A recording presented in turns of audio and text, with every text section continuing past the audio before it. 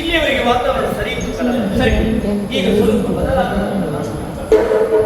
ಬರೀ ವಾತಾವರಣ ಬದಲಾದ ಮಾತ್ರ ಅಲ್ಲ, ನೀನು ಸ್ವಲ್ಪ ಬದಲಾದ ಕಾಣಿಸುತ್ತೆ. ಈಗ ಬಾಯಿಗೆ ಬಿಸಿಸ್ತಾ ಇದೆಯಾ? ತೋರಿಸ್ಕೊ.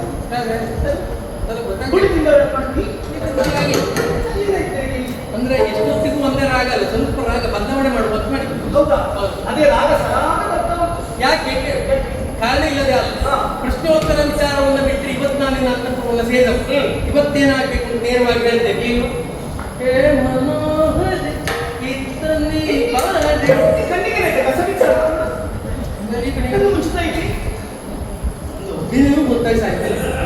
ಅಲ್ಲ, ನಿನ್ನ ಅಭಿನಯ ಹಾಗೆ ಅಂತ ಯೋಚನೆ ಮಾಡುವ. ಕಸ ಬಿದ್ದರಾಗುಂಟ ಅಭಿನಯ ಯಾವ ರಸ ಭಾವ ಚಕ್ಕ ಸಂಕ್ರಾಂತಿ ಅದು ಹಾಗಲ್ಲ. ಹೀಗೆ ಮಾಡಿದ್ರೆ ಯಾವ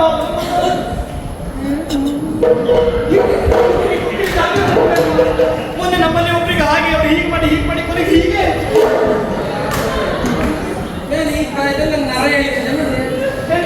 ಪ್ರಾಯ ಆಗ್ಬೇಕು ಅಂತಿಲ್ಲ, ಹೀಗೆ ಯೌವನದಲ್ಲಿ ಹೋಗೋದು ಅದಲ್ಲ. ಹೇ ಮನೋಹರ ಇತ್ತ ನೀ ಬಾರ. ಯಾಕಂದ್ರೆ ನಿನ್ನ ರೂಪವನ್ನು ಕಂಡು ಮನಸೋದವನು ನೇರವಾಗಿ ಹೇಳ್ಬಿಡ್ತೇನೆ. ನಿನ್ನ ದೇಹ ಸುಖವನ್ನ ಬಯಸಿ ಇಲ್ಲಿವರೆಗಾಗಿ ಬಂದವ. ನಾಳೆ ಅಂತ ಹೇಳಿದ್ರೆ ನಿನ್ನ ಪ್ರತಿಯಾಗುವವನ. ಅದಕ್ಕಾಗಿ ಬಂದಿರುವಂತ ನನ್ನ ಕಾಮನಾಟದಿಂದ ನೀನು ಮುದಗೊಳಿಸ.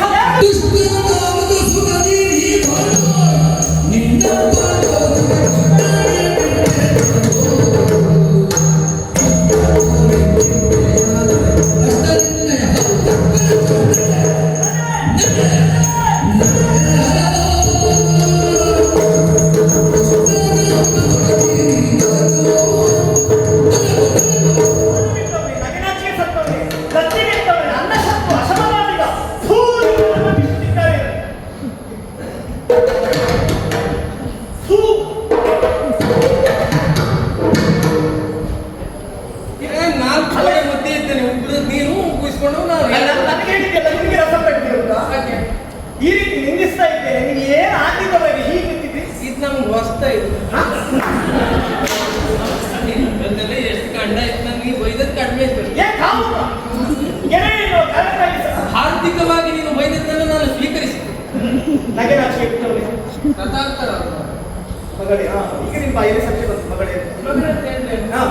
ಮಾತು ಎಲ್ಲರೂ ಏನ್ ಬೇಕು ಇನ್ನೊಂದವರು ಮನೆಗೆ ಸೇರಿದ್ರೆ ಮನೆಯಲ್ಲಿ ಸಂಬಂಧ ಪೂರ್ಣ ಹಾಳಾಗಿ ಹೋಗ್ತದೆ. ಸಂಸ್ಕಾರ ಹೀಗ ಹೋಗಬೇಕು. ಹೌದಪ್ಪ, ಇದು ಭಾವ ಅಲ್ಲ, ಇದು ಅಭಾವ. ನೀನು ಗೆಳೆಯ ಎನ್ನುವ ಕಾರಣಕ್ಕಾಗಿ ಸಲಹೆಯನ್ನು ಮಾತನಾಡಿಸಿದ್ರೆ ಅದಕ್ಕೆ ದುರುಪಯೋಗ ಪಡಿಸಿಕೊಳ್ತಾ ಇದೆಯಾ? ಹಣ್ಣನ್ನು ತಿಂದು ಸಿಪ್ಪೆಯನ್ನು ಎಸೆಯುವ ಹಾಗೆ ಹೆಣ್ಣು ಮಕ್ಕಳನ್ನು ಮೊದಲಾಗಿ ಏನು ಹೇಳಿ? ಹೇ ಮನೋಹರ ಇತ್ತ ನೀ ಬಾರಿ ಮದುವೆ ಕುರಿತಾಗಿ ಕೇಳಿ ಪ್ರಶ್ನೆಗೆ ಉತ್ತರ ಕೊಡ್ಲಿಕ್ಕೆ ಆಗುದಿಲ್ಲ ಅಂತ ಗೊತ್ತಾದ ಮೇಲೆ ಒಂದು ದಿನ ಸುಖ ಕೊಡುವಂತ ಏನು ಸಂತೆಯಲ್ಲಿ ಸಿಗುವ ಸಾಮಾನ್ಯ ತಿಳಿಸಿಕೊಂಡ್ಯಾ? ನೀನು ಹೇಳೋದಲ್ಲ, ನೀವಿಷ್ಟು ಹಾಳಾಗಲಿಕ್ಕೆ ಕಾರಣ ನಿನ್ನ ಅಪ್ಪಯ್ಯ.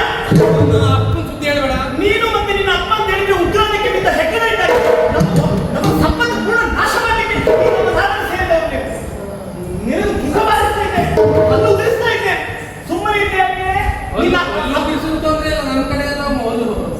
ಬಾಯಿ ಮುಚ್ಕೊಂಡು ಮಾತಾಡೋರು ಇದ್ದಾರೆ ಗೊತ್ತು ನಿನಗೆ? ಹೌದಾ? ಹೌದು. ನೀವು ಹಾಗಾಗ್ಬೇಕು.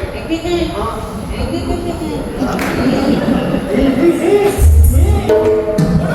ನಿನ್ನ ಅಪ್ಪನ ಮುಖ ನೋಡಿ ನಾನು ಸುಮ್ಮನೆ ಇದ್ದೇನೆ. ಒಳ್ಳೆ ಮಾತಿನಲ್ಲಿ ಹೇಳ್ತೇನೆ. ಇನ್ನೇನಾದ್ರೂ ವಿದ್ಯಾಧರೆ ಅಂತ ಹೇಳಿದ್ದೇನೆ. ವಿದ್ಯಾಧರೆ ಅಂತ ಬಂದ್ರೆ ನೀವು ಕಣ್ಣು ಸಿಟ್ಟು ಮತ್ತೆ ತಪ್ಪಾಯ್ತು ಅಂತ ತಪ್ಪಿ ಆಯ್ತು ನೀವು ಹೋಗ್ಬೇಕು ಅಂತ ಹೋಗು. ಈಗ ಪರಿಹರಿಸಲಿಕ್ಕೆ ಆಗ್ಲಿಲ್ಲಪ್ಪ ಇಂಥವ್ರು ರಾಜ್ಯದಲ್ಲಿ. ಅದಕ್ಕೆ ಜನ ಹೆಸರು ಇದ್ದಾರೆ. ನೀವು हे मनोहरे इत्तनी पारे हे मनोहरे इत्तनी पारे संतविदुयं कामनमदनि मनोहरे इत्तनी पारे बाबा इत्तनी पारे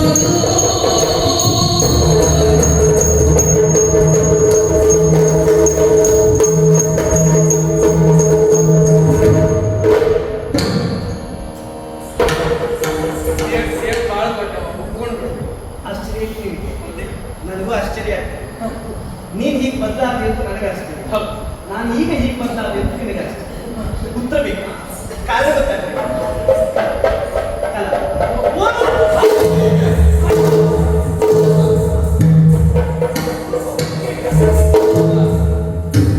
ಈಗ ದೇವ ನೋಹರ ಇತ್ತ ನೀವಾಸ್ ನಮ್ಮವ್ರು ಎಷ್ಟೆಷ್ಟೊತ್ತಿಗೆ ಏನು ವಸ್ತು ಬೇಕೆಲ್ಲ ಗೊತ್ತಾಗ್ತದೆ. ಲೆಕ್ಕಾಚಾರ ಮಾಡ್ತೇನೆ ನೀ ಮಾಡುದು ಬೇಡ, ಅವ ನಮ್ಮಲ್ಲಿದ್ದಾವ ಕೆಲಸಕ್ಕೆ, ನಾವು ಲೆಕ್ಕಾಚಾರ ಅಪ್ಪನ ಹೇಳಿ ಮಾಡಿಸಕ್ಕೆ ಊರಲ್ಲಿದ್ದ ಹೆಣ್ಣು ಮಕ್ಕಳು ಸಂಸ್ಕಾರಯುತವಾಗಿ ಮನೆಯಲ್ಲಿಗಾಗ್ತದೆ. ಹಂದಿ, ನಾಯಿ, ಎಮ್ಮೆ, ಓಣವಿ ಅವತ್ತೆಲ್ಲ ಬೇಸರ ಆಗ್ತದೆ ದಯಮಾಡಿ ಏನು ಅಜ್ಞಾನದ ಅಂಧಕಾರದಲ್ಲಿರುವಂತ ನಾನು ನಿನ್ನ ತಲೆಗೆ ಒಂದು ಬಾಯಿಗೆ ಬಂದಾಗ ಅಡ್ಡಿಲ್ಲ, ಹಾಗಾಗಿ ಸಾಹಿತ್ಯ ಮಾತಾಡೋದು. ಇದು ಅಪರಾಧ ಎನ್ನುವುದು ನನಗೆ ಗೊತ್ತಾದ್ಮೇಲೆ ಗೊತ್ತಾಯ್ತು. ಏನ್ ಮಾಡೋಣ ನಾನಾಗಿ ನಾನು ಮತ್ತೆ ಒತ್ತಾಯ ಪೂರಕನಾಗಿ ಇಲ್ಲಿಗೆ ಬರುವಂತ ಅನಿವಾರ್ಯತೆ ಅಪ್ಪ ನನಗೆ ಭರವಸೆಯ ಮಾತನ್ನು ಕೊಟ್ಟ ಎನ್ನುವ ಹಾಗೆ ನಾನು ಇದನ್ನು ಭರಿಸಬೇಕೆನ್ನುವ ತೀರ್ಮಾನದಲ್ಲೇ ಬಂದವ. ನೀವು ವರಿಸುವುದಲ್ಲ, ಮತ್ತು ವರಿಸಲಿಕ್ಕೆ ಅಭ್ಯಾಸ ಮಾಡಿ. ಬಾಲ್ಯದ ಒಡನಾಡಿಯಾಗಿ ವಿನೋದದಲ್ಲಿ ನಿನ್ನಲ್ಲಿ ಮಾತಾಡೋದಕ್ಕಾಗಿ ಸಿಟ್ಟಿನ ಬರದಲ್ಲಿ ನೀನು ಹೊಡೆದೆ. ಸತ್ಯ ಹೇಳ್ತೇನೆ ವಿದ್ಯಾರ್ಥಿ, ಈಗಾದ್ರೂ ಅದು ಹೇಳು. ಅನುಮಾನವೇ ನನ್ನಲ್ಲಿರುವಂತ ಈ ಕಾಮ ಎನ್ನುವಂತ ಅಜ್ಞಾನ ದೂರವಾಗಿ ಸುಜ್ಞಾನದ ಬೆಳಕನ್ನು ಕೊಟ್ಟವಳು ನೀನು. ನೀನು ಗುರುಮಠಕ್ಕೆ ಹೋದದ್ದು ಸಾರ್ಥಕ. ಈಗ ನಿನಗೆ ಜ್ಞಾನ ಉದಯ ಆಯ್ತು. ಮಾಡಿದ ತಪ್ಪನ್ನು ಕ್ಷಮಿಸುವುದರ ಒಟ್ಟಿಗೆ ಇವತ್ತು ಒಂದಿಸ್ ನಾನು ಒಟ್ಟಿಗೆ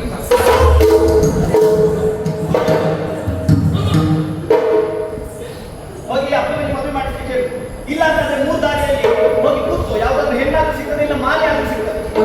ಹೊಸ ಸೀರೆ ಹೌದು, ನನ್ನ ಅಪ್ಪ ತಂದದ್ದು. ಒಳ್ಳೆಯದು. हे मनोहरे इत्तनी पारे संतविदुयं हे मनोहरे ಧರ್ಮಕ್ಕೆ ನನಗೆ 2 ಪೆಟ್ಟಲ್ಲ, ನಿಮ್ಗೊಂದು 2 ಪೆಟ್ಟು. ವಿಜ್ಞಾನ ಆಗೋದಕ್ಕೆ ಕಾರಣ ನೀವೇ. ಹೌದಪ್ಪ, ಪ್ರೋತ್ಸಾಹ ಕೊಟ್ಟರೆ ಯಾರಿಗೆ?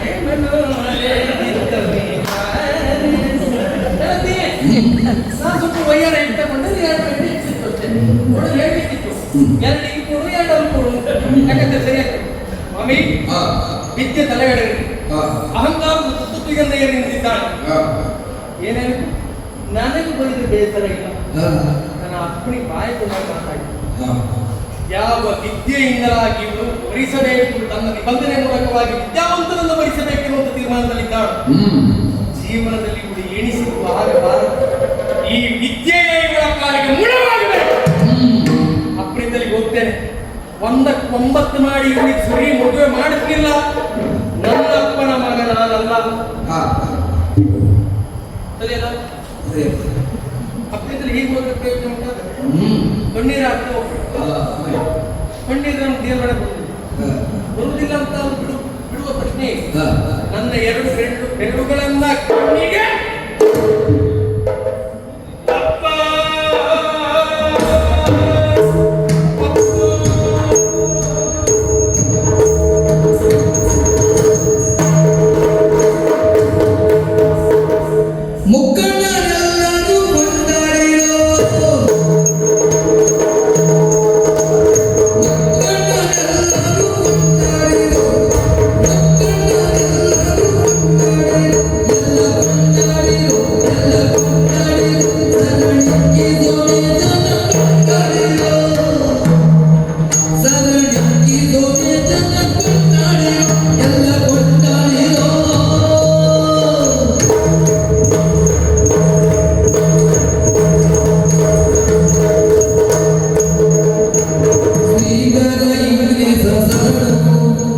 ಶ್ರೀಗರ ಇಂದ್ರಿಯ ಸರಳು ಲೋಕ ರಕ್ಷಕ ದೇವನೇ ಸರಳು ಲೋಕ ರಕ್ಷಕ ದೇವನೇ ಸರಳು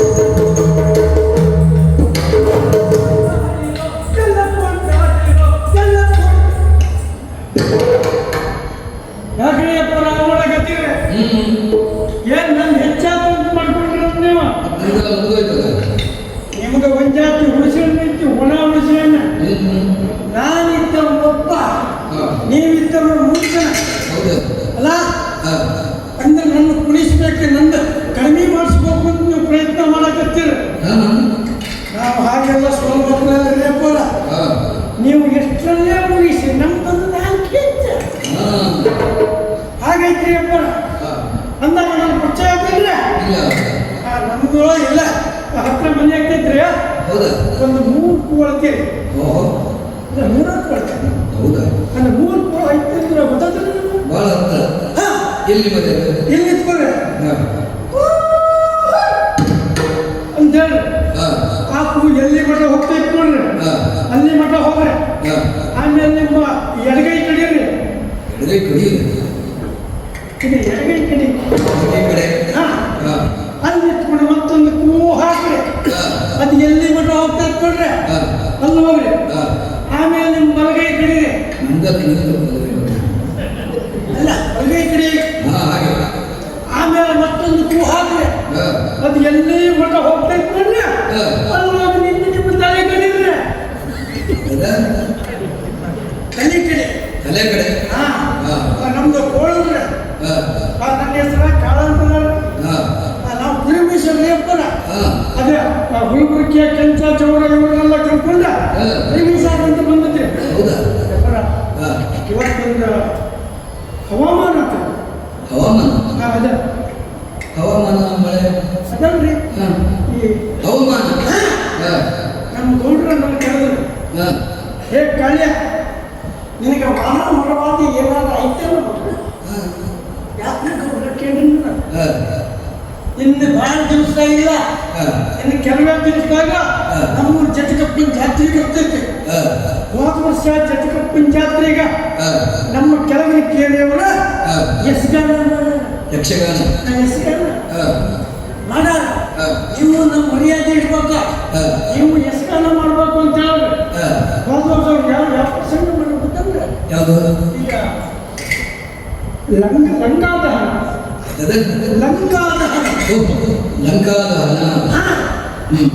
ಒಳ್ಳೇದಲ್ರಿ ಏನ್ ಮಾಡೋದೇ ವಿಶೇಷ ಆಕರ್ಷಣೆ ಅಂದ್ರ ಹನುಮಂತಪ್ಪ ಮೇಲಿಂದ ಸುಳ್ಳಿನ ಕೆಳಗೆ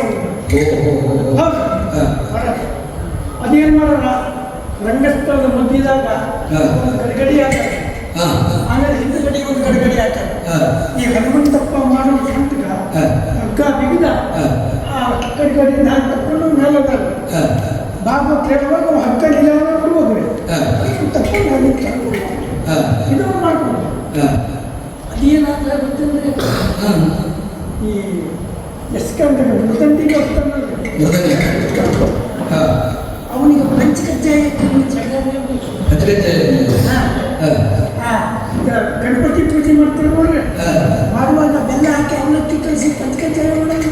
ಹೌದು ನೀವು ಅಷ್ಟೊತ್ತಿ ಮುದಂಡಿ ಇಡೋದ ಒಂದು ಪಂಚಕಜ್ಜಾಯ ಮಾಡಿ ಕಳಿಸು. ಒಂದು ಮನುಷ್ಯ ಏನಾದ್ರು ಕೇಳಿದ್ರ ಇವ ಹೋಗಿ ಪಂಚಕಜ್ಜಾಯ ತಕ್ಕೊಂಡು ಬಾಯಿ ಹಾಕೊಂಡು ಪದ್ಯ ಬಂದ್ಬಿಡ್ತಾರೆ. ಪದ್ಯ ಬಂದಾಗ ಏನ್ ಮಾಡ್ಬೇಕ್ರಿ ಮತ್ತೆ ಬರ್ಸಿ ಚಂದ ಪಂಚಕಜ್ಜಾಯ ಅಂದ್ರೆ ಒಂದು ಬರ್ಸಕತ್ತದ ಅದೇ ಪಂಚಕಜ್ಜಾಯ ಪಕ್ಕದಲ್ಲೇ ಮಕ್ಕ ಇಟ್ಕೊಂಡಿರ್ತಾರೆ. ಎಲ್ಲ ಹಾಕಿ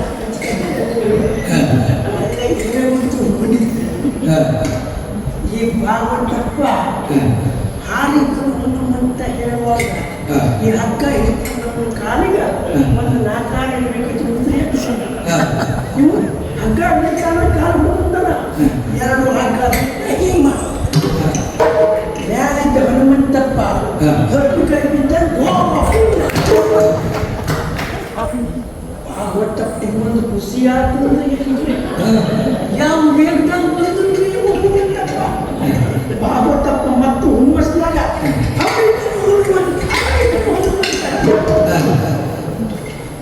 ಈ ಬಿದ್ದವನು ಮುಸುಗ ಅಣ್ಣ ಮೇಲೆ ಮುಸುಗ ಅವನಿಗ ಬಿದ್ದು ಉರಿ ಬೇರೆ ಈ ಭಾಗವತಪ್ಪ ಹಾರಿದನು ಹೇಳುದು ಇವನಿಗೆ ಸಿಟ್ಟು ತಡ್ಕೊಳಕ್ಕಾಗಲ್ಲ. ಹಿಂದೆ ತಿರುಗಿ ನಿಂತ್ಕೊಂಡ ಏ ಭಾಗವತಪ್ಪ ನಿನ್ನ ಹಾರಿದನು ಹನುಮಂತಕ್ಕೆ ಬೆಂಕಿ ಬಿದ್ದು ಹಗ್ಗ ಬಿಟ್ಟವನು ಬಂದು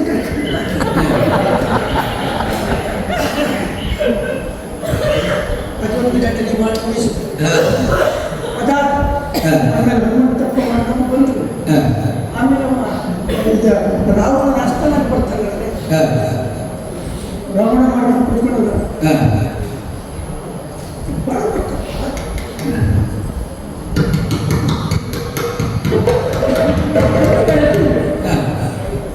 ಯಾಕೆ ಹಂಗ ಮಾಡ್ತಾರೆ ಈ ರಾವಣ ಮಾಡುವ ಹಿಂದೆ ಏನೋ ಎರಡು ತಿಂತಿರ್ಬೇಕು ಕೆಟ್ಟು ವಾಸನೆ ಬಿಚ್ಚ ಈ ಭಾಗವತಪ್ಪ ಅವನು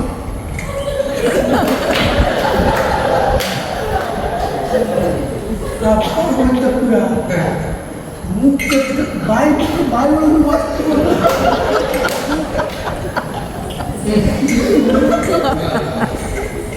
ಭಾಗವತಪ್ಪ ಸಿಟ್ಟು ಬಂದು ಬಾಯಿ ಬಿಟ್ಟು ಕೇಳಕ್ಕೆ ಅದಕ್ಕೆ ಪದ್ಯ ಹೇಳ್ತಾರೆ ಭಾಗವತಪ್ಪ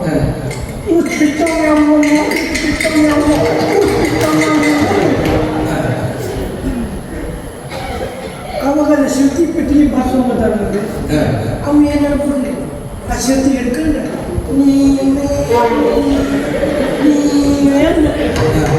ಭಾಗವತಪ್ಪ ಏನು ಕುಡಿಬಿಟ್ಟದು ಅವನ ಬಿಟ್ಟು ಮುಸಂದಿ ಬಾರಿಸ್ಕೊಂಡು ಅವನಿಗೇನು ಗೊತ್ತೈತೆ ಯಾರಂತ ಅವರವರಿಗೆ ತೊಂಟು ಅವರವರಿಗೆ ಜೀವಿ ಅವರವರಿಗೆ ಅವರವರಿಗೆ ಜೀವಿ ಆದರೂ ಭಾಗವತಪ್ಪ ಸಮಾಧಾನ ಆಗಲಿಲ್ಲ. ಚರಂಡಿ ಮಾಡಿಸೋ ಕಡಿಮೆ ಅವನು ಸರಿ ಗೊತ್ತಿತ್ತು ಬಿಟ್ಟಿದ್ದೀರ ಎರಡು ಕೋಲಿಂದ ಇಟ್ಕೊಂಡು ರಾಮ್ ಭಟ್ ರಾಮ್ ಭಟ್ ರಾಮ್ ಭಟ್ ರಾಮ್ ಭಟ್ ರಾವಣ ಮಕ್ಕಳು ರಾಮ್ ಭಟ್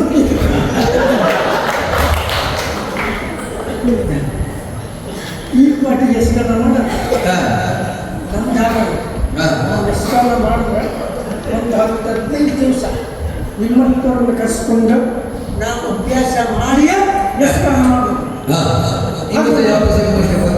ಈ ವರ್ಷ ಯಾವ ಈ ವರ್ಷ ಅದೇ ಯಾವುದು ಮಾಡಲ್ಲ ಅಂತ ತಲೆ ಬಿಸಿ ಮಾಡ್ಬೇಕಾಗಲ್ಲ.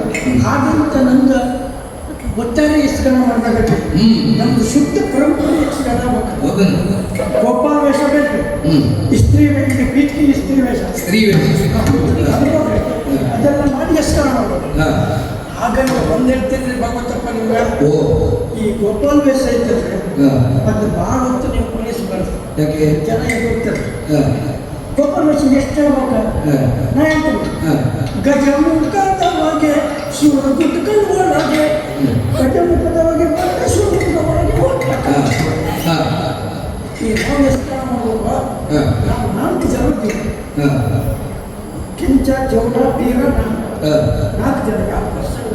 ಯಾವ ಪುಷ್ಪುತ್ರಿ ಕಲ್ಯಾಣ ಮಾಡಲಾಗಿದೆ. ಯಾವುದು? ಪುಷ್ಪುತ್ರಿ ಕಲ್ಯಾಣ. ಸುಭದ್ರ ಕಲ್ಯಾಣ.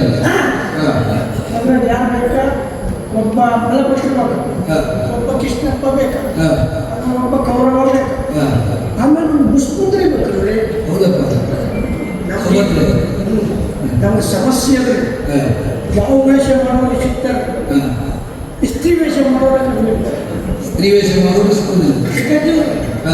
ಅದಕ್ಕೆ ಈ ಹೆಣ್ಣು ವೇಷ ಇಂತ ಓದುತ್ತ ಮಾಡ್ಬೇಕು. ಯಾವುದು ಮಾಡೋಣ? ಯಾವುದು? ತಗಾಪುರ. ಯಾವ್ದು? ತಗಾಪುರ. ಅದು ನಂದ. ಹೌದಾ? ಆಮೇಲೆ ಕೆಂಚಂದ್ರ ಭೀಮ, ಜೌಡಂದ್ರ ಕೃಷ್ಣ, ವೀರಂತ ಧರ್ಮಜ ಮಾಡ್ಬೇಕು. ಅದಷ್ಟು ಮಾಡ್ಬೇಕು ಅಂತ ಆಲೋಚನೆ ಮಾಡಬೇಕು.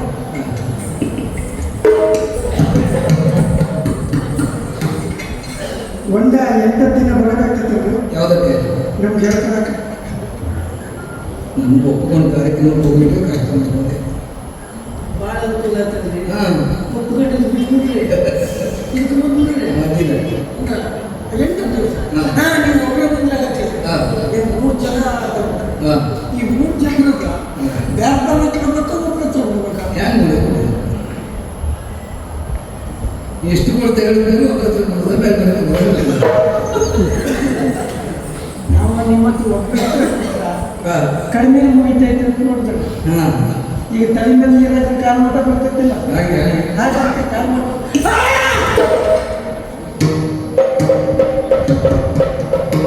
ನೀವು ಪುಟ ಮಾತಾಡಕತ್ತಿಲ್ಲ.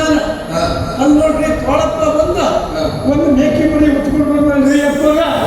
ಹೌದ್ರಿ? ಈ ಗೌಡ್ರು ತಾವ ಏನ್ ಹೇಳ್ಬೇಕು? ನೀನೊಂದು ಕೆಲಸ ಮಾಡ, ಇದ್ದಷ್ಟು ಮೇಕೆ ಮನೆ ತಗೊಂಡ ಗೌಡ್ರ ಹತ್ತಿದ್ದವ ಅವಾಗ. ನಾನು ಗೌಡ್ರ ಒಂದು ಸುಡಾಕ ಕಟ್ಟಿಗೆ ತಗೊಂಡು ಬರ್ಬೇಕು. ಯಾರು ಸುಡ್ಲಿಕ್ಕೆ? ಗೌಡ್ರ ಒಂದು ಸುಡಾಕ. ಗೌಡ್ರ ಒಂದು ಒಲಿ ಸುಡಾಕ ಕಟ್ಟಿಗೆ ತಗೊಂಡು ಬರ್ಬೇಕ. ಕಟ್ಟಿಗೆ ಸೊಪ್ಪು ಎಲ್ಲ ತಗೊಂಡ ನಾ ಆಮ್ಯಾಕೆ ಅಂದ್ರೆ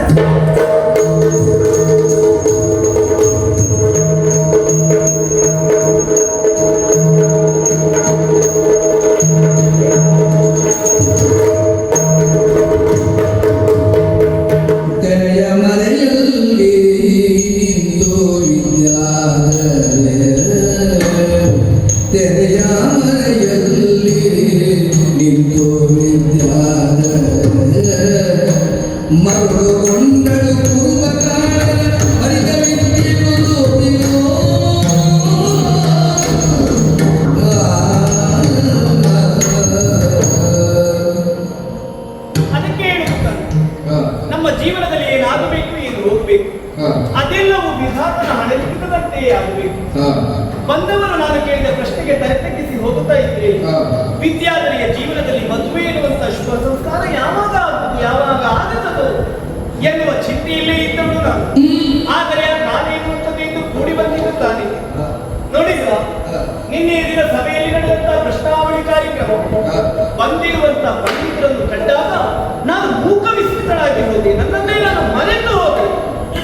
ಅವರನ್ನೇ ಮದುವೆಯಾಗಬೇಕು ಅಂತ ಅಪ್ಪನಲ್ಲಿ ಆಸೆಯನ್ನು ತೋಡಿಕೊಂಡ ಸಂತೋಷದಿಂದ ಒಪ್ಪಿದ್ರು. ಮದುವೆಯಂತೂ ಆಗಿ ಹೋಯಿತು. ಇದು ಪ್ರಥಮ ರಾತ್ರಿ ಸಭೆ. ನನ್ನ ಜೊತೆಯಲ್ಲಿದ್ದಂತ ಸಖಿಯವರೆಲ್ಲ ಶೃಂಗಾರವನ್ನು ಮಾಡಿದ್ದಾರೆ. ಹರಿವಾಣದಲ್ಲಿ ಪುಷ್ಪಾಂತ್ಯಗಳನ್ನು ಹೇಳಿದ್ದೇನೆ. ಇನ್ನು ತಡ ಮಾಡುವುದಲ್ಲ, ನನ್ನವರನ್ನು ಕಾಣಬೇಕು, ನನ್ನವರನ್ನು ನೋಡಬೇಕು, ಮನದ ಭಾವನೆಯನ್ನು ಅವರಲ್ಲೇ ಹಂಚಿಕೊಳ್ಬೇಕು ಗೊತ್ತಾದ್ರೆ ಇಲ್ಲಿಯೇ ಇರುವುದ ಸಕಲ ಸಿದ್ಧತೆಯನ್ನೊಳಗೂಡಿಕೊಂಡು ಅಂತಃಪುರವನ್ನು ಸೇರ್ತೇನೆ, ಅವರನ್ನೇ ಕಾಣುತ್ತೇನೆ.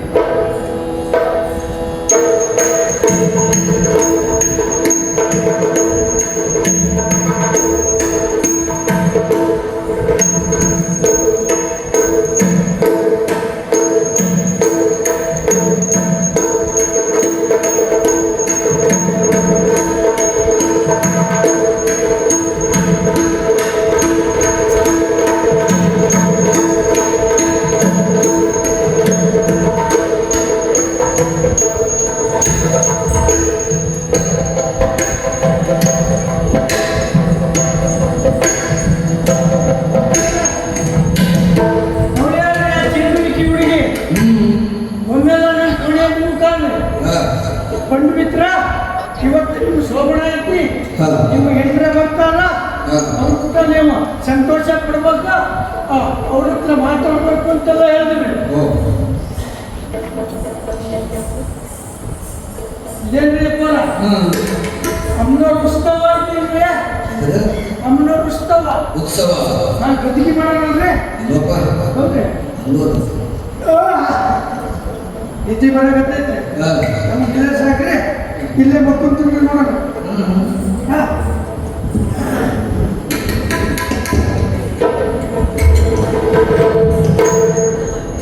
ಬರುತ್ತಲೇ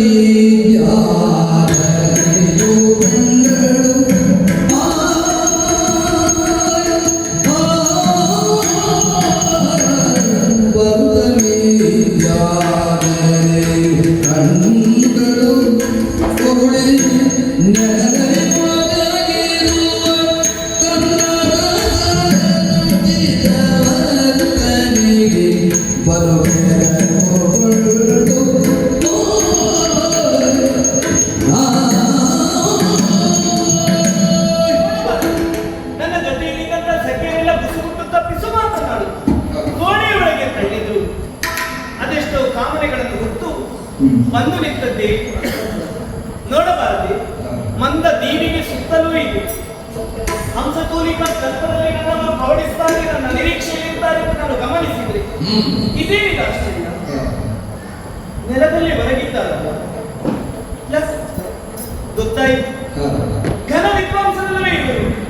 12 ವರ್ಷಗಳ ಕಾಲ ಸುದೀರ್ಘವಾದಂತಹ ವಿದ್ಯಾಭ್ಯಾಸ, ಗುರುಮಠದಲ್ಲಿ ಗೈದವರಲ್ಲಿ. ಗುರುಮಠದಲ್ಲಿ ಮಲಗುವುದಕ್ಕೆ ಮಂಚ ಇರುತ್ತದ, ಹಂಸತೂಲಿಕ ತಲ್ಪ ಇರುತ್ತದ, ಹರಕದ ಚಾಪೆಯೇ ಗತಿ. ಹಾಗಾಗಿ ಇವರು ಈ ರೀತಿಯಾಗಿ ಹೊರಗಿದ್ದಾರೆ. ಅಲ್ಲ, ಹೀಗಿರಬೇಕು. ಈ ರೀತಿಯಾಗಿ ನಾವು ಮಲಗಿದ್ರೆ ವಿದ್ಯಾಧರೆ ಹೇಗೆ ಪ್ರತಿಕ್ರಿಯಿಸ್ತಾಳೆ ಎನ್ನುವ ಹಾಗೆ ಪರೋಕ್ಷವಾಗಿ ನನ್ನನ್ನು ಪ್ರಶ್ನಿಸ್ತಾ ಇರಬಹುದೇ? ಏನೇ ಆಗಲಿ, ಇದುವೇ ಅವರ ಪ್ರಶ್ನೆ ಎಂತಾದ್ರೆ ಇದಕ್ಕೆ ಉತ್ತರ ಹೇಗೆ ಗೊತ್ತೇ?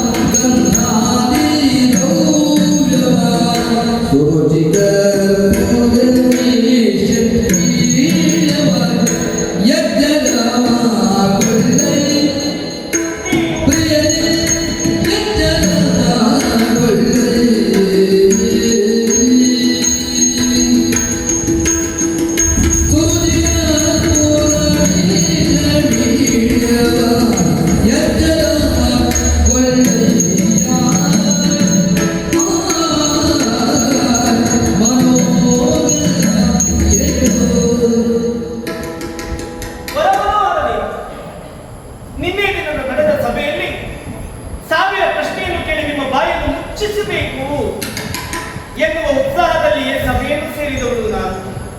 ಆದರೆ ನಿಮ್ಮನ್ನು ಕಂಡು ನಾನು ಮೂಕ ವಿಸ್ಮಿತಳಾದೆ. ನನ್ನ ಗರಿವಿಲ್ಲದ ಹಾಗೆ ನನ್ನ ಮನಸ್ಸನ್ನು ಅಪಹರಿಸಿದ ಪರಮನೋಹರ ರೀತಿಯ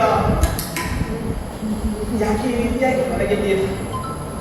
ಇದು ಪ್ರಥಮ ರಾತ್ರಿ ತಾನೆ, ಗಂಡಾಗಲಿ ಹೆಣ್ಣಾಗಲಿ ಜೀವನದಲ್ಲಿ ಬರುವಂತ ಒಂದು ಶುಭ ರಾತ್ರಿ, ಅದು ಪ್ರಥಮ ರಾತ್ರಿ. ಈ ರಾತ್ರಿಯಲ್ಲೂ ಈ ರೀತಿ ಮೌನವಾಗಿ ಮಲಗುವುದಲ್ಲ ಪ್ರಭುವೆ. ನೀವೇಗೆ ಅಂತ ನಾನು ತಿಳಿದುಕೊಳ್ಬೇಕು. ನನ್ನ ಮನಸ್ಥಿತಿಯನ್ನು ನೀವರ್ಥವಿಸಿಕೊಳ್ಬೇಕು. ಪರಸ್ಪರ ಒಬ್ಬರನ್ನು ಒಬ್ಬರು ಅರ್ಥವಿಸಿಕೊಳ್ಳುವಂತಹ ಮಧುರ ರಾತ್ರಿಯೇ ಇದು ಪ್ರಥಮ ರಾತ್ರಿ. ನೀವು ಈ ರೀತಿಯಾಗಿ ಮಲಗಿದ್ರೆ ನಾನೇನು ಮಾಡಲಿ? ನನಗೆ ನೋಡಿ, ಬರಿಗೈಯಲ್ಲಿ ಬಂದವಳು ನಾನಲ್ಲ. ಹರಿವಾಣದಲ್ಲಿ ಸುರುಚಿ ಕರ್ಪೂರ ಮಿಶ್ರ ವೀಳ್ಯ, ಬೇರೆಯ ನಾದಕ್ಕೆ ಸೀಳಾಗುವಂತಹ ವೀಳ್ಯವನ್ನು ತಂದಿದ್ದೇನೆ. ಅದಕ್ಕೆ ಕರ್ಪೂರವನ್ನು ಸೇರಿಸಿದ್ದೇನೆ. ಇದು ತಂಬೂಲ. ಇದನ್ನು ನೀವು ಅಗೆದು ಜಗತ್ತಿರಿ ಎಂದಾದ್ರೆ ಅದು ತಾಂಬೂಲವಾಗುತ್ತದೆ. ನೀವು ಮಾತ್ರ ಜಗಿಯುವುದಲ್ಲ, ನೀವು ತಿನ್ನಿ, ನನಗೂ ತಿನ್ನೋದಕ್ಕೆ ನೀಡಿ.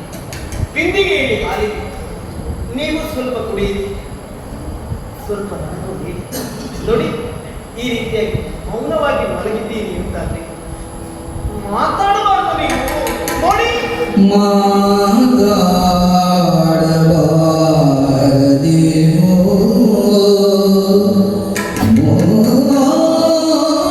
ಮೋಗದನಲ್ಲ,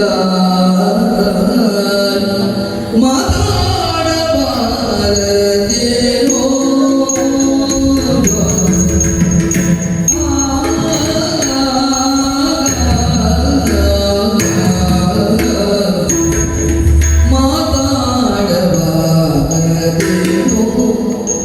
ಮೋಗದನಲ್ಲ, ಮಾತಾಡಬಾರದೇನೋ ಮೋಗದನಲ್ಲ, ಮಾತಾಡಬಾರದೇನೋ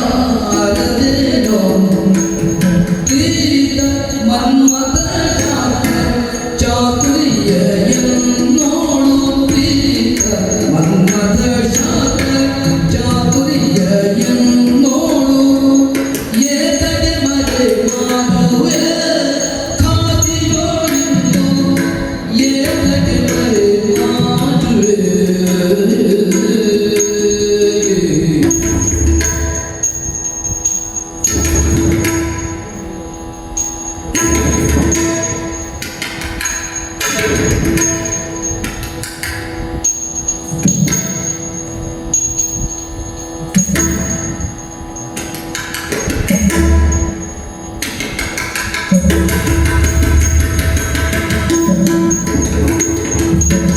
ತುಂಗಾಲಿಂಗನ ದಿಂಗನ ಅಂಗಾಂಗ ಬೀರತ್ತೆ, ತುಂಗಾಲಿಂಗನ ದಿಂಗನ ಅಂಗಾಂಗ ಬೀರತ್ತೆ, ಅಂಗಾಂಗ ಬೀರತ್ತೆ, ಅಂಗದಿರಲೋ ಇಂಗಿಗೋ ಜರಾಯ್, ಎನ್ನಂಗದರವಾಯ್, ಇಂಗಿಗೋ ಜರಾಯ್, ಮಾತಾಡಬಾರದೇನೋ ಮೋಗದನಲ್ಲ, ಮಾತಾಡಬಾರದೇನೋ.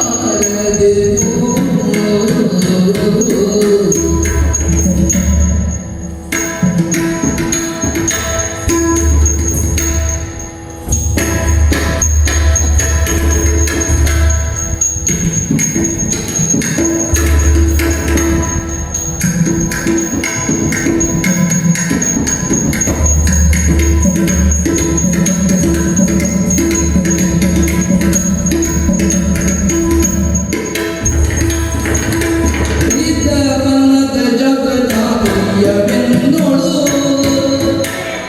ಏತಗೆ ಮರೆ ಮಾಡುವೆ ಕಾದಿಯೋಳಿಂದು, ಏತಗೆ ಮರೆ ಮಾಡುವೆ ನೀ ಮಾತಾಡಬಾರದೇನೋ ಮೋಗದನಲ್ಲ, ಮಾತಾಡಬಾರದೇನೋ ಮೋಗದನಲ್ಲ, ಮಾತಾಡಬಾರದೇನೋ.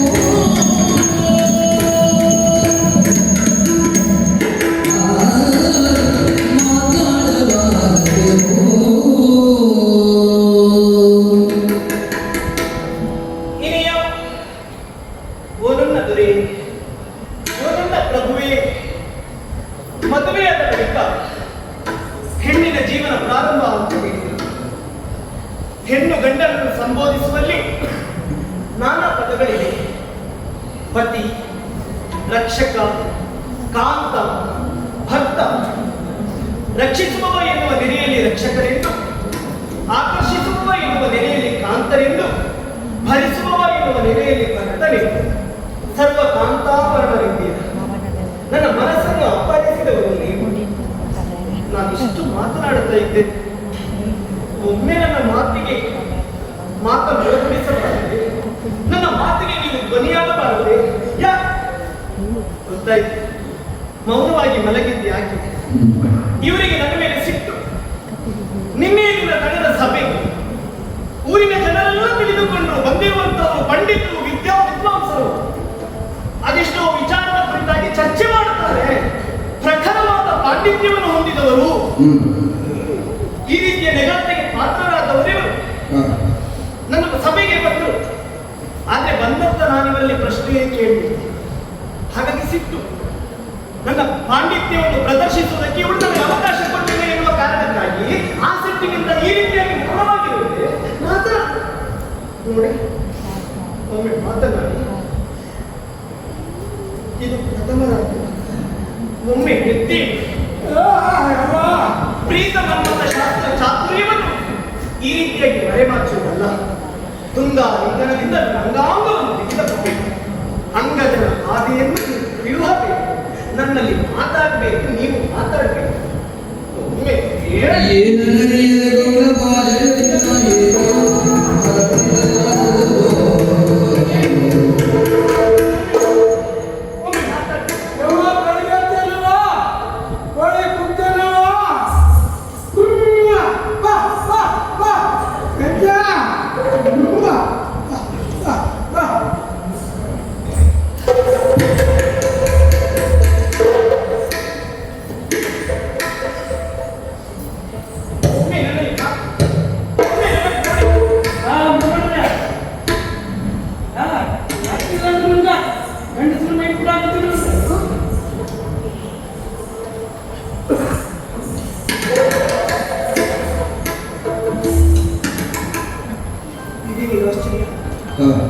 ನಾನು ಮಾತನಾಡುತ್ತಾ ಇದ್ರೆ ಇವರು ಗೌಡ ಭಾಷೆಯಲ್ಲಿ ಉತ್ತರಿಸ್ತಾ ಇದ್ದಾರೆ. ಭಯಗೊಂಡಿದ್ದಾರೆ. ಭಯಗೊಂಡಂತ ಇವರು ಈ ರೀತಿಯಾಗಿ ಮಾತನಾಡ್ತಾರೆ ಅಂತಾದ್ರೆ ಇಲ್ಲಿ ಮೋಸ ನಡೆದಿದೆ. ವ್ಯಕ್ತಿಯೊಬ್ಬ ಸತ್ಯ ಹೇಳಬೇಕು ಅಂತಾದ್ರೆ ಅವನ ಸಂದಿಗ್ಧತೆಯಲ್ಲಿ ಇರಬೇಕು, ಭಯಗೊಂಡಿರಬೇಕು, ಏನು ಮಾಡಲಾರದ ಸ್ಥಿತಿಯಲ್ಲಿದ್ದಾಗ ಎಲ್ಲವನ್ನು ಒಮ್ಮೆಲೆ ಹೇಳುವ ಹಾಗೆ ಹೆದರಿಕೊಂಡಂತ ಇವರು ಪಟಪಟನೆ ಗೌಡ ಭಾಷೆ, ಗ್ರಾಮ್ಯ ಭಾಷೆ ಮಾತಾಡ್ತಾರೆ ಅಂತ ಇನ್ನೇನೋ ಏರುಪೇರಾದ ನನ್ನ ಬದುಕಿನ ಕೋಟೆ ಕುಸಿಯುವಾಗಿದೆ. ಇದು ಏನೋ ಸತ್ಯ ಅಡಕವಾಗಿದೆ.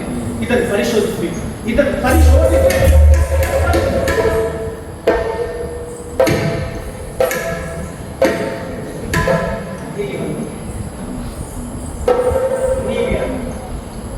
ನೀವು ಕಂಡ್ರಿ, ನೀವು ನನಗೆ ಕಂಡ್ರಿ. ಹೌದ್ರಿ, ನಾನು ನನಗೆ ಕಂಡ್ರಿ. ಹೆಂಡತಿ. ಹೌದು, ನಿಮ್ಮ ಹೆಸರು? ನಾನು ನಿಮ್ ಕಂಡ್ರಿ. ನಿಮ್ಮ ಊರು? ನಾನು ನಿಮ್ ಕಂಡ್ರಿ. ಎಲ್ಲಿಂದ ಬಂದವರು? ನಾನು ನಿಮ್ ಕಂಡ್ರಿ. ನೋಡಿ, ಸತ್ಯ ಹೇಳಿದ ಈ ಕತ್ತಿಯನ್ನು ನಿಮ್ಮ ಉದುರು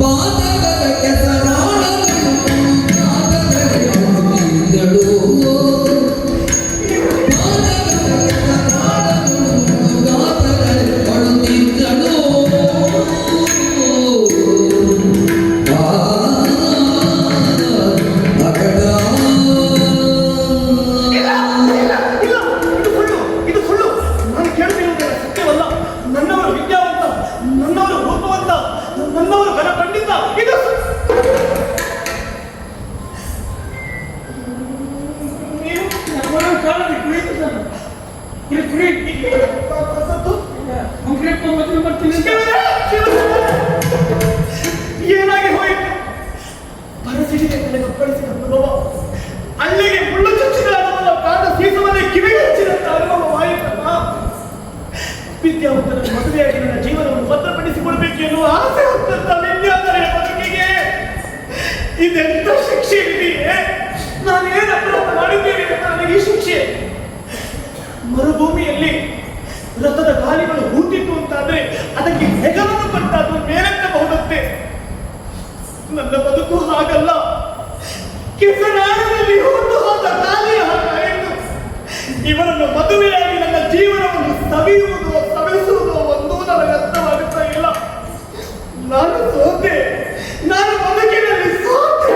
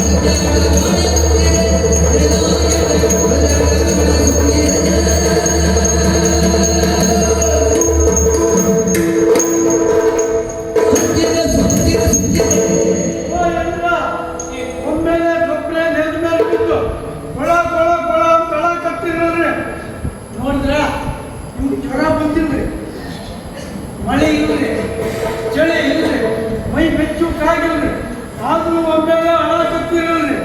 ಯಾಕ ಏನಂತ ಅಳಕತ್ತೀರ್ರಿ? ಕೇಳಲಾರೆನು ಮಾತನು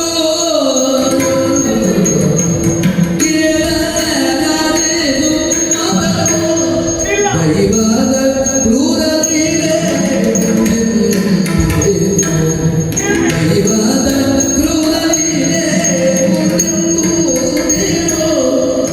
ಶೀಲ ಧೀಮಂತ ವರನ ಶೀಲಾಧಿಮಂತ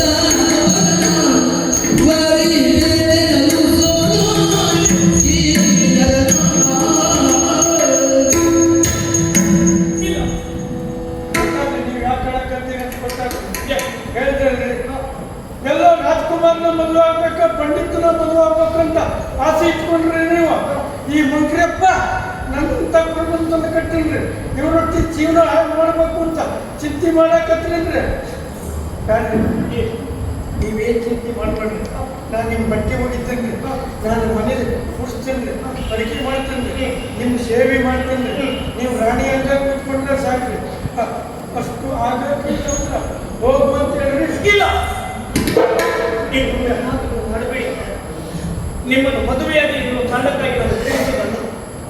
ಪಾಲಿಗೆ ಬಂದದ್ದೇ ಪಂಚಾಮೃತ ಎಂದು ತಿಳಿದುಕೊಂಡು ಜೀವನವನ್ನು ಸಾಗಿಸಬೇಕಾದ್ದು ಹೆಣ್ಣಿನ ಆರ್ತಿ ಕರ್ತವ್ಯ. ಇದು ನನ್ನ ಅರಿವಿದೆ. ನೀವು ಹೇಳಿದ್ರಲ್ಲ, ನಾನು ನಿನ್ನ ಸೇವೆ ಮಾಡುತ್ತೇನೆ, ನಿನ್ನ ಬಟ್ಟೆ ತೊಳೆಯುತ್ತೇನೆ, ಸೇವಕನ ಹಾಗೆ ಇರುತ್ತೇನೆ, ಆ ಮಾತ್ರ ಮಾಡಬೇಡಿ. ಹೆಣ್ಣು ಮದುವೆಯಾದ ಮೇಲೆ ಗಂಡನ ಸೇವೆಯನ್ನು ಮಾಡಬೇಕಿದ್ರ ಗಂಡಾದವರು ಹೆಣ್ಣಿನ ಸೇವೆಯನ್ನು ಮಾಡಬಾರದು ಮಾಡಬಹುದು. ಪ್ರಭು, ನಿಮ್ಮನ್ನು ಮದುವೆಯಾಗಿ ಇರುವ ಕಾರಣಕ್ಕಾಗಿ ದುಃಖ ಅಲ್ಲ. ಹೇಳಿದ್ರಲ್ಲ, ಮಂತ್ರಿ ನನ್ನ ಇಲ್ಲಿಯವರೆಗಾಗಿ ಕರೆತಂದ ಎನ್ನುವ ಹಾಗೆ. ಅಂದು ನಾನು ಅವನ ಮಗನನ್ನು ಧಿಕ್ಕರಿಸಿ ಎನ್ನುವ ಒಂದೇ ಒಂದು ಕಾರಣಕ್ಕಾಗಿ ನನ್ನ ಬದುಕನ್ನು ಬರಡಾಗಿಸಬೇಕು ಎನ್ನುವ ಯೋಚನೆಯಿಂದ ನಿಮಗೂ ವಂಚಿಸಿ ನಿಮ್ಮನ್ನು ಮೋಸ ಮಾಡಿ ಇಲ್ಲಿಯವರೆಗಾಗಿ ಕರೆತಂದನಲ್ಲ. ಅದನ್ನು ಯೋಚಿಸಿ ನನಗೆ ಚಿಂತೆಯಾದದ್ದು, ದುಃಖವಾದದ್ದು. ನೋಡಿ, ಮದುವೆಯಾದ ಮೇಲೆ ಗಂಡ ಹೇಳುವ ಮೊದಲೇ ಹೆಣ್ಣಾದವರು ಎದ್ದು ಗಂಡನ ಪಾದ ಪೂಜೆಯನ್ನು ಮಾಡಬೇಕು. ಗಂಡ ಊಟವಾದ ಬಳಿಕ ಹೆಣ್ಣಾದವಳು ಊಟ ಮಾಡಬೇಕು. ಸತ್ಯಧರ್ಮವುದು ಅದನ್ನು ಅರಿತವಳು ನಾನು. ಇದು ವಿದ್ಯಾಧರೆಯ ಬದುಕಿನಲ್ಲಿ ಬಂದಂತ ಪ್ರಶ್ನೆ. ಅವಿದ್ಯಾವಂತ ಎನ್ನುವ ಹಾಗೆ ನಿಮ್ಮ ಇಲ್ಲಿಯವರೆಗಾಗಿ ಕರೆತಂದ ಮಂತ್ರಿ ತಿಳಿದಿದೆ, ಅದು ಬಿಟ್ಟು ನನಗೆ ತಿಳಿದಿದೆ. ಮತ್ತೆ ನಮ್ಮ ನಾಡಿನವರೆಲ್ಲರೂ ನೀವು ವಿದ್ಯಾವಂತರು ಎನ್ನುವುದನ್ನೇ ಸತ್ಯ ಅಂತ ತಿಳಿದಿದ್ದಾರೆ. ಅವಿದ್ಯಾವಂತರಾದಂತ ನೀವು ವಿದ್ಯಾವಂತರಾಗಬೇಕು. ಇದುವೇ ನನ್ನ ಆಸೆ, ಇದುವೇ ನನ್ನ ಆಸೆ. ಪ್ರಭುವೇ, ನೀವು ಹೊರಕಿಲ್ಲ ಅಂತ ಹೇಳಿದ್ರೆ ನೀವು ಏನ್ ಹೇಳ್ಬೇಕಾದ್ರೆ ಮಾಡ್ತೀವಿ. ಹೌದಾ? ಹಾಗಾದ್ರೆ ನಾನು ಹೇಳಿದಾಗೆ ಕೇಳ್ತೀರಾ? ಕೇಳ್ತೀನಿ. ನೀವು ವಿದ್ಯಾವಂತರಾಗುತ್ತೀರಾ? ಹೌದು. ನಾನು ಕರೆದುಕೊಂಡು ಹೋದ ಸ್ಥಳಕ್ಕೆ ನೀವು ಬರಬೇಕು. ಎಲ್ಲಿ ನೋಡಿ, ಅದು ನಿಂತ ಈ ಸ್ಥಳ ಯಾವುದು ನಡೆಸಿಕೊಂಡ್ರಿ? ಅಂತಃಪುರದಿಂದ ಹೊರಬಂದು ಮಾತೆಯ ಸಾನ್ನಿಧ್ಯವನ್ನು ನಾವು ಸೇರಿದ್ದೇವೆ. ಹಾಗಾಗಿ ಈ ಮಾತೆಯಲ್ಲಿ ನಾವು ಧ್ಯಾನಿಸೋಣ. ಅಮ್ಮ, ಅಮ್ಮ, ಅಮ್ಮ. ಇಂದು ಶೇಖರನ ಹೃದಯ ಕೃಪೆ ಹೊಂದಿದ ಮಾತ್ರದಲ್ಲಿ ಕಾಣಲು ಚಂದ್ರದೇವರ ದಿವ್ಯ ಕಾಂತಿಗಳನ್ನು ಶೋಭಿಸಿ ಮಾಡಿದ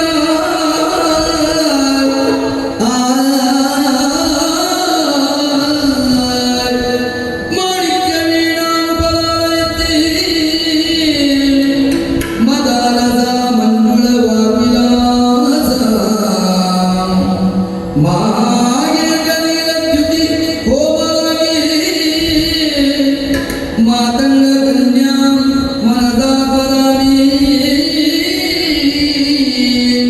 ಮಾತಂಗ ಕನ್ಯಾ ಮನದಾಪರಾಣಿ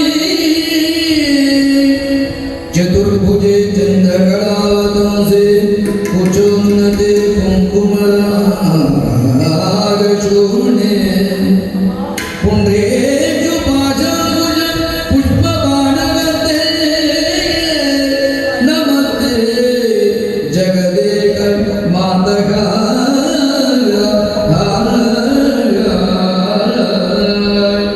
ಮಾತಾ ಮಲಕದ ಶ್ಯಾಮ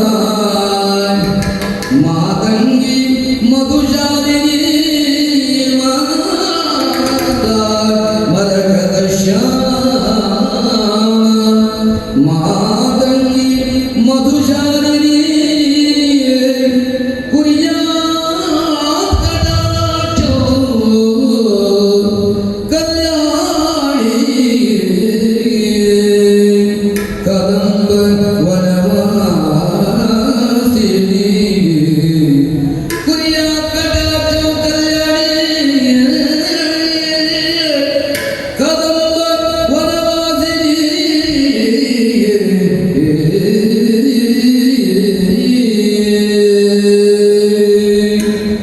ಸರ್ವಾಂಗನ ಮಾಂಗಲ್ಯೆ ಶಿವೆ ಸರ್ವಾರ್ಥ ಸಾಧಿಕೆ ಶರಣ್ಯೇ ತ್ರ್ಯಂಬಕೆ ದೇವಿ ನಾರಾಯಣಿ ನಮೋಸ್ತುತೆ ನಾರಾಯಣಿ ನಮೋಸ್ತುತೆ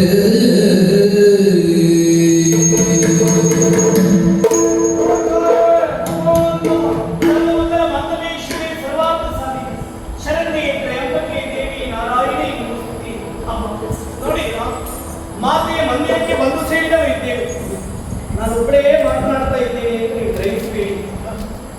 ನಾವು ಬಂದದ್ದು ಕಾಳಿಕಾ ಮಾತೆಯ ಮಂದಿರ, ಆದರೆ ಅಮ್ಮ ಮಂದಿರದೊಳಗಿಲ್ಲ.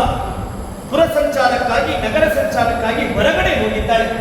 ಅವಳು ಮರಳಿ ಮನೆಯನ್ನು ಸೇರುವ ಮೊದಲು ನೀವು ಗರ್ಭಗುಡಿಯನ್ನು ಪ್ರವೇಶಿಸಬೇಕು, ಬಾಗಿಲು ಹಾಕೊಳ್ಬೇಕು. ಆಗಲೇ ತಾಯಿಯ ಗರ್ಭದಿಂದ ಹೊರಟು ಬಂದವನು ಮತ್ಯಾವ ಪ್ರಭು, ನಿಮ್ಮ ಹೆತ್ತ ಮಾತೆಯ ಗರ್ಭಗುಡಿಯಿಂದ ಹೊರಬರುವಾಗ ನೀವು ಅವಿದ್ಯಾವಂತರಾಗಿದ್ದೀರಿ. ಲೋಕಮಾತೆಯ ಗರ್ಭಗುಡಿಯಿಂದ ನೀವು ಹೊರಗೆ ಬರುವಾಗ ವಿದ್ಯಾವಂತರಾಗಿ ಬರಬೇಕೆನ್ನುವುದೇ ನನ್ನ ಆಸೆ ಪ್ರಭು. ಹಾಗಾಗಿ ಮಂದಿರವನ್ನು ಸೇರಿದ ಬಳಿಕ ಮಾತೆಯಲ್ಲಿ ನೀವು ಬೇಡಿಕೊಳ್ಬೇಕು, ಅಮ್ಮ ನೀನು ವಿದ್ಯೆಯನ್ನು ಕರುಣಿಸಿದ್ದೆ ಹೌದು ಅಂತಾದ್ರೆ ನಾನು ಬಾಗಿಲನ್ನು ತೆರೆಯುತ್ತೇನೆ, ವಿದ್ಯಾವಂತನಾಗಿಸುವುದು. ಮಾತೆಯ ಅನುಗ್ರಹಕ್ಕೆ ಪಾತ್ರರಾಗಿ ನೀವು ವಿದ್ಯಾವಂತರಾಗಿ ಬರಬೇಕು ಪ್ರಭು. ಬನ್ನಿ.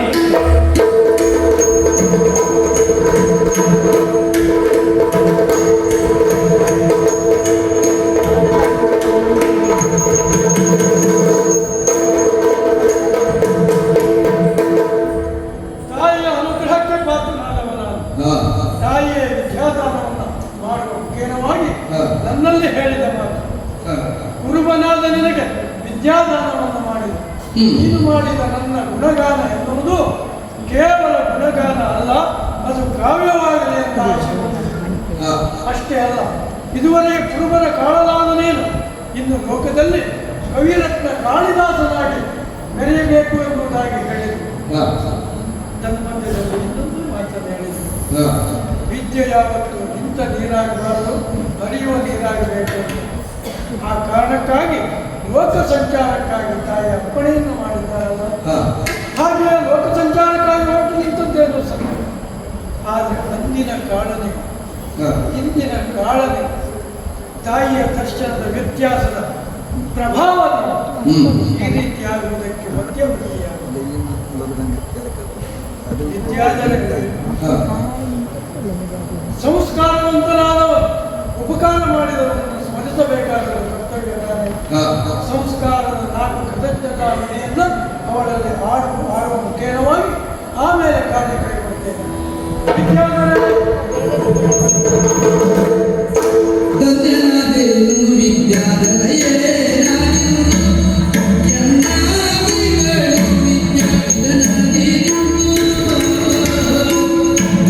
ವಿದ್ಯಾಧರೇ, ಜೀವಿಗಳು ಅಶಾಶ್ವತವಾದ ಬದುಕಿನಲ್ಲಿ ಸುಖವನ್ನಾದ ಸುತ್ತ ಶಾಶ್ವತವಾದ ತಾತ್ವಿಕ ಚಿಂತನೆಯಲ್ಲಿ ಸತ್ಯದ ದಾರಿಯನ್ನು ಕಂಡುಕೊಳ್ಳಬೇಕು ಎನ್ನುವ ದಿವ್ಯ ಜ್ಞಾನವನ್ನು ದಯಪಾಲಿಸಿದವಳು.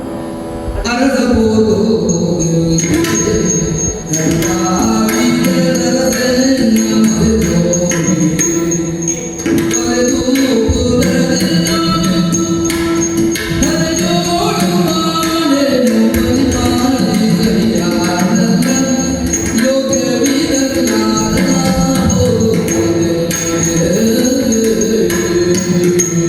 ಹಾಗಾಗಿ ತಾಯಿಯ ಆನತಿಯಂತೆ ಹೊರಟು ನಿಂತಿದ್ದೇನೆ. ದುರಿ, ಏನನ್ನು ಆಡ್ತಾ ಇದ್ದೀರಿ ನೀವು? ಯಾಕೆ? ನನ್ನ ಅರಸನಾಗಿ ನನ್ನ ಜೊತೆಯಲ್ಲಿ ಬದುಕಬೇಕು, ಬಾಳಬೇಕು, ನನ್ನ ಬದುಕನ್ನು ಬಂಗಾರವಾಗಿಸಬೇಕೆನ್ನುವ ಆಸೆಯನ್ನು ಹೊತ್ತವಳು ನಾನು. ಆದರೆ ಕಲಾವಿದನ ಅರಸನಾಗುತ್ತೇನೆ, ಲೋಕ ಕಲ್ಯಾಣ ಮಾಡುತ್ತೇನೆ ಅಂತ ನೀವು ತೆರೆದು ನಿಂತಿದ್ದೀರಿ. ಪ್ರಭು, ಅವಿದ್ಯಾವಂತರಾದಂಥ ನೀವು ವಿದ್ಯಾವಂತರಾದದ್ದು ನನ್ನ ಆಸೆಗಾಗಿ. ಈಗ ನೀವು ನನ್ನನ್ನು ತೊರೆದು ಹೋಗುತ್ತೀರಿ ಎಂತಾದ್ರೆ ನೋಡಿ, ಇದು ನೀವೇ ಕಟ್ಟಿದ ಮಾಂಗಲ್ಯ. ಅಗ್ನಿ ಸಾಕ್ಷಿಯಾಗಿ ಸಪ್ತಪದಿಯನ್ನು ತುಳಿದು ಮಾಂಗಲ್ಯ ಧಾರಣೆ ಮಾಡಿದವರು ನೀವು. ಇದರ ಅರ್ಥ ಏನು? ಧರ್ಮದಲ್ಲಿ, ಅರ್ಥದಲ್ಲಿ, ಕಾಮದಲ್ಲಿ ನಾನು ಜೊತೆಯಾಗಿ ಸತಿಯ ಜೊತೆಯಲ್ಲಿ ಬದುಕುತ್ತೇನೆ ಅಂತ ಅಗ್ನಿ ಸಾಕ್ಷಿಯಾಗಿ ಪ್ರಮಾಣಬದ್ಧರಾದವರು ನೀವು. ಈಗ ನೀವು ತೊರೆದು ಹೊರಟಿರಿ ಎಂತಾದ್ರೆ ನಿಮ್ಮನ್ನು ನಂಬಿದ ನನ್ನ ಸ್ಥಿತಿ ಏನು, ಗತಿ ಏನು ಪ್ರಭುವೇ? ವಿದ್ಯಾಧರೇ, ಪ್ರಭು, ರಾಜಕುಮಾರಿ ಆವತ್ತು ನಾನೊಬ್ಬ ಬಿರುಬ ಎನ್ನುವುದನ್ನು ತಿಳಿದಾಗ ಆಗಲೇ ನೀನು ನನ್ನನ್ನು ತಿರಸ್ಕರಿಸಬಹುದಿತ್ತು. ಅದನ್ನು ಮಾಡಿದರೆ ನನ್ನನ್ನು ವಿದ್ಯಾವಂತನನ್ನಾಗಿಸಿದ್ದು ಯಾಕೆ? ನನ್ನ ಪತಿ ಬುದ್ಧಿವಂತರಾಗಬೇಕೆನ್ನುವ ಆಸೆ. ಲೋಕದಲ್ಲಿ ನಿನ್ನ ಗಂಡ ಒಬ್ಬ ವಿದ್ಯಾವಂತ ಅನ್ನೋದನ್ನು ಕಾಣಿಸಿಕೊಳ್ಳಬೇಕಾಗಿದೆ. ಹೌದು, ಕೇವಲ ನಿನ್ನ ಮಾತಿನಂತೆ ನಿನ್ನ ಅಂತಃಪುರದಲ್ಲಿ ನಾನಿದ್ದು ನಾನು ಕಲಿತ ವಿದ್ಯೆಗೆ ಬೆಲೆ ಏನು ಬಂತು? ನನಗೆ ಹೋಗುವುದು ಅನಿವಾರ್ಯ. ಮಾತೆಯ ಅಪ್ಪಣೆಯಾಗಿ ಹೋಗಲಿಕ್ಕೆ ಅಮ್ಮ ಆಡಿದ ಮಾತು ಇನ್ನೊಂದು ಜನ್ಮದಲ್ಲಿ ಮಾಡಿದ ಗುರುದ್ರೋಹದ ಕಾರಣದಿಂದ ಈ ಜನ್ಮದಲ್ಲಿ ನಾನು ಜ್ಞಾನಾಂತರ ಆಗಲಿ. ತಾಯಿಯ ಮಾತನ್ನು ಮೀರಿ ನಾನು ಈಗ ತಪ್ಪಿದೆ. ಏನಾಗಿದೆ? ಮಾತೆಯ ಅಪ್ಪಣೆಯಾಗಿದೆ, ಮಾತೆಯ ಅಂಬೋಣದಂತೆ ನೀವು ಹೊರಟಿದ್ದೀರಿ. ತಡೆಯುವ ಶಕ್ತಿ ನನಗಿಲ್ಲ. ಆದರೆ ನಾನು ನಿಮ್ಮ ಜೊತೆ ಬರಬಹುದಲ್ಲ. ಈ ಹಿಂದೆ ಅತ್ರಿ ಅನಸೂಯಾದಿಗಳು ಗೌತಮರು ಸತಿಪತಿಗಳು ಜೊತೆಯಾಗಿದ್ದುಕೊಂಡೇ ಲೋಕ ಕಲ್ಯಾಣವನ್ನು ಮಾಡಲಿಲ್ವೇ ಹೇಳಿ? ನಾನು ಹಾಗೆ ನಿಮ್ಮ ಜೊತೆ ಇದ್ದು ನಿಮ್ಮ ಲೋಕ ಕಲ್ಯಾಣಕ್ಕೆ ಸಹಕಾರಿಯಾಗಿ ನಿಲ್ತೇನೆ. ನಾನು ನಿಮ್ಮ ಜೊತೆಯೇ ಬರ್ತೇನೆ ಪ್ರಭುವೇ. ಆಗುವುದಿಲ್ಲ. ತಾಯಿ ಆಜ್ಞೆ ನೀನೊಬ್ಬನೇ ಹೋಗಬೇಕು ಅಂತ ದಂಪತಿಗಳ ಸಮೇತ ಹೋಗಬೇಕು ಅಂತ ಹೇಳಿದೆ. ಆ ವಿಷಯಕ್ಕಾಗಿ ಚಿಂತಿಸುವುದಿಲ್ಲ. ಮತ್ತೆ ನಿನ್ನನ್ನು ಹೊರಟು ಹೋಗ್ತೇನೆ ಅಂತ ತಿಳ್ಕೊಳ್ಬೇಡ. ಎಲ್ಲೋ ಇದ್ದ ನಾನು ಅರಮನೆಯಲ್ಲಿದ್ದರೆ ಮಂತ್ರಿಯಿಂದ ಇಬ್ಬರು ಒಂದಾಗಿದ್ದೇವೆ. ಹೌದು, ಈಗ ತಾಯಿಯ ಮಾತಿನಂತೆ ನಾವು ಹೊರಡ್ತಾ ಇದ್ದೇವೆ. ಮತ್ತೆ ಮುಂದೆ ಒಂದಾಗುವುದಿಲ್ಲ ಅನ್ನುವಂಥ ನಿರ್ಣಯ ಸಮುದ್ರದ ಅಲೆಯ ಮಧ್ಯದಲ್ಲಿ ಎರಡು ಬಡತ ದಿಮ್ಮಿಗಳು ತೇಲಿ ಬರ್ತವೆ. ಅಲೆಯ ಹೊಡೆತಕ್ಕೆ ಒಮ್ಮೆ ಆ ಕಡೆ ಒಮ್ಮೆ ಈ ಕಡೆ ಚಿತ್ರವಾದ ಮನದ ದಿಮ್ಮಿಗಳು ನಾದ ತೆರೆಯ ಹೊಡೆತಕ್ಕೆ ಒಂದೇ ಬೆಳಕ್ಕೆ ಬಂದು ಬೀಳುವುದಿಲ್ಲ. ಹಾಗಾಗಿ ಮುಂದೊಮ್ಮೆ ನನ್ನ ನಿರೀಕ್ಷೆಯಲ್ಲಿರು. ನಾನು ಹೊರಟು ನಿಂತಿದ್ದೇನೆ. ನನ್ನನ್ನು ಹರಸಿ